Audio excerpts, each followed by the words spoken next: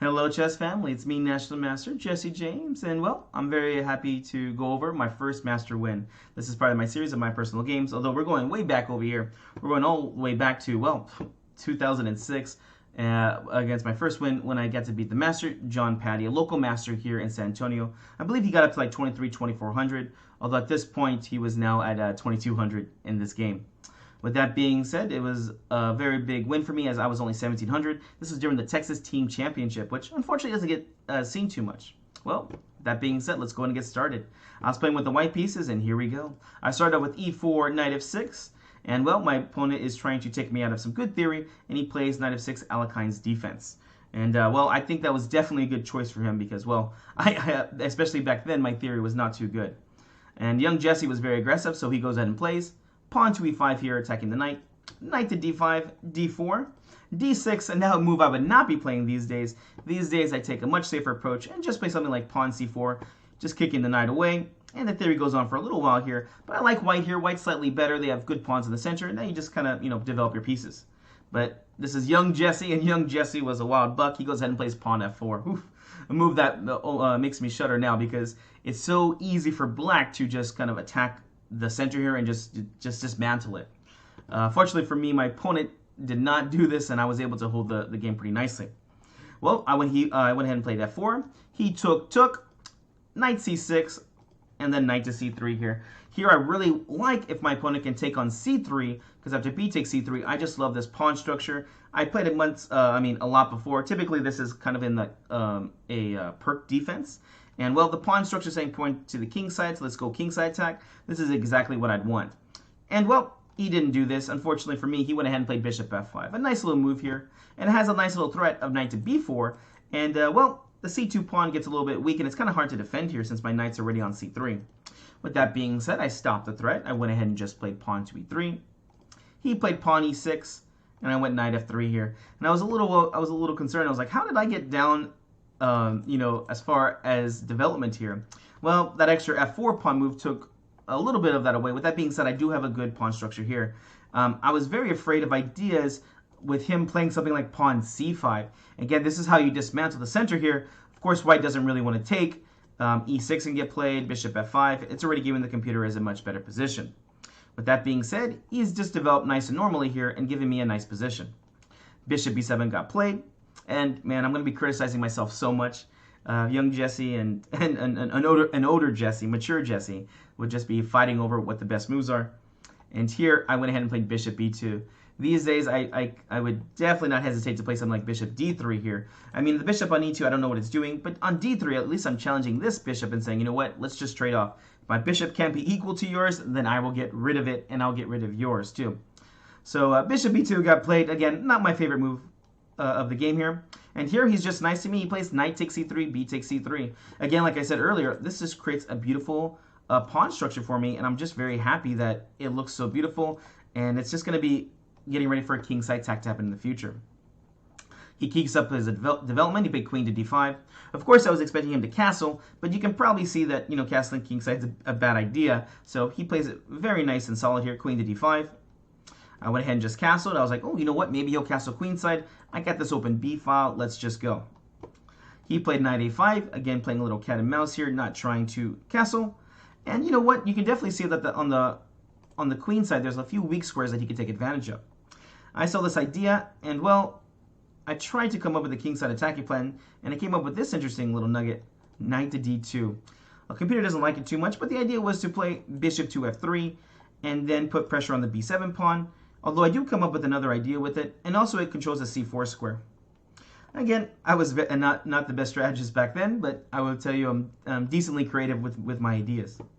And here, unfortunately, he went ahead and castled kingside, and this is now going to turn into a kingside attack, which is very much in my element back then. Here I went ahead and played bishop f3. He played queen to d7, and now, well, I want to do a kingside attack, but I realize this bishop is actually one of the main defenders for the kingside, and it's really hard to do the kingside attack with this bishop here. For instance, if you just try something like knight to e4 here, I mean, what's the idea? Knight to g3, the bishop just goes back. Like, how do you break through over here? It took me a while when I was thinking about it, and well, after a while of thinking, I went ahead and just played bishop to e4. And now my knight to d2 actually makes quite a bit of sense here. I really want him to take. I can take, and then my knight's going to be a very good knight over here. I mean, again, he doesn't have to take here. Black still has a good advantage. Pawn c5 is a move here that the computer's suggesting. Also, the rook over to d8 is another good idea here. With that being said, he was just being nice to me. He went ahead and played bishop takes, knight takes, and now white has a good +1 advantage. And, you know, back then I probably didn't understand as much, but these days, just looking at this, I can definitely tell you white is much better in this position. Mostly just because you can see that the dark square is a little bit weak over here, because my knight and bishop are putting pressure on them. But just because, well, there's no black pieces over here, so this is just my territory. I have a rook ready to attack, a queen, bishop, and a knight. And how many defenders? Well, just this bishop over here. All right, here we go. He went ahead and played nonchalantly. He played knight c4. And here I come with my first good threat, queen to g4 here. The threat's very simple. I'm just threatening bishop to h6. Although I know my master opponent won't be falling for these kind of ideas, the idea is that I'm trying to make weaknesses around his king side. Remember, a strong player will not make weaknesses by themselves. You need to help provoke or attack them so they can make weaknesses themselves. And here, well, he saw the threat of bishop h6, of course, and he went ahead and played king h8. You have to defend correctly here. For those looking at pawn f5, terrible move here. Here's just simple en passant here, and you realize you can't take back because of the pin. You have to be careful. Again, the king side is mostly mine here.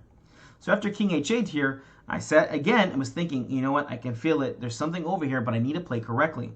What do you do here as white? Can you find the best move here? White to move. What is the best idea in this position? Remember, I do encourage you to push pause.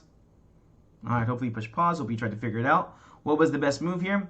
Well, there's a few different moves you can try, but the best one here was bishop to g5. Wait, what? How is this an attacking move? Well, when you think about it, I was trying to get over to the king side to attack, and you know what? If you play something like knight g5, black is so happy here.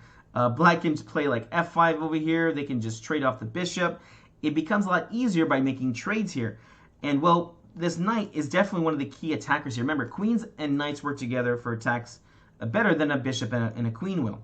So here, by playing the bishop to g5, I'm trying to remove the only defender over here for the king side. And again, this was just good for me. He went ahead and took. I took back with the knight, and now I have really good ideas. Now I have f7, h7 weaknesses over here. He went ahead and played h6. I played queen to h5. He played the king to g8. And then after a few seconds thought, it wasn't too hard to find where the knight goes to. Knight back to e4. And then here, unfortunately, he makes a bad mistake. He plays king h8. At this point, the game is over.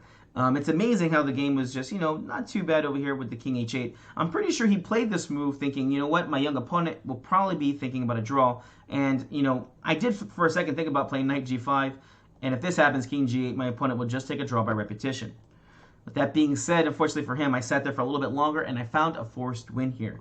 Here it is a forced checkmate in 7.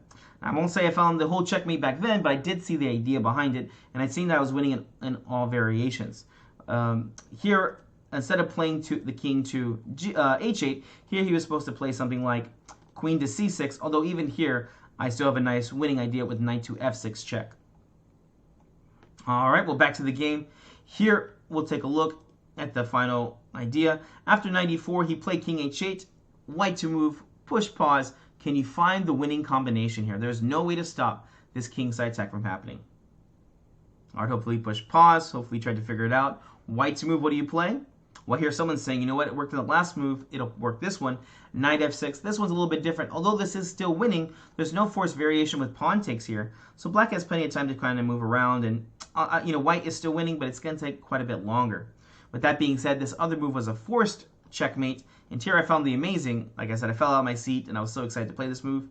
Rook to f6, and here the game is over. This rook move comes with a straight and direct threat. If black's not paying attention here, I don't know, play something like a6, white to move and win, what do you play? Forced moves here. Rook takes h6 check. If the king goes to g8, well, rook to h8 checkmate. If you take, simple chess, queen takes h6 check, king g8, and knight f6 is check and mate. We even get a nice little idea with the fork at the end here. And mostly all the ending positions are going to end with this kind of idea. In the game, he went ahead and just played after rook f6. Knight takes on e5, a desperate threat, and after this move, of course, I didn't take. I just took on h6 here, and at this point, he took his king and tried to castle queenside. He smiled at me and then shook my head and said, "Very nice game, young man," and I was I was very happy and proud of this game. I got to beat my first chess master ever. I was only rated 1700 at the time, and for this, it was a big milestone for me, especially mentally. That hey, I can keep up with these guys, and maybe one day become a master myself. Well, guys, hope you enjoyed this game. We'll see you in the next video.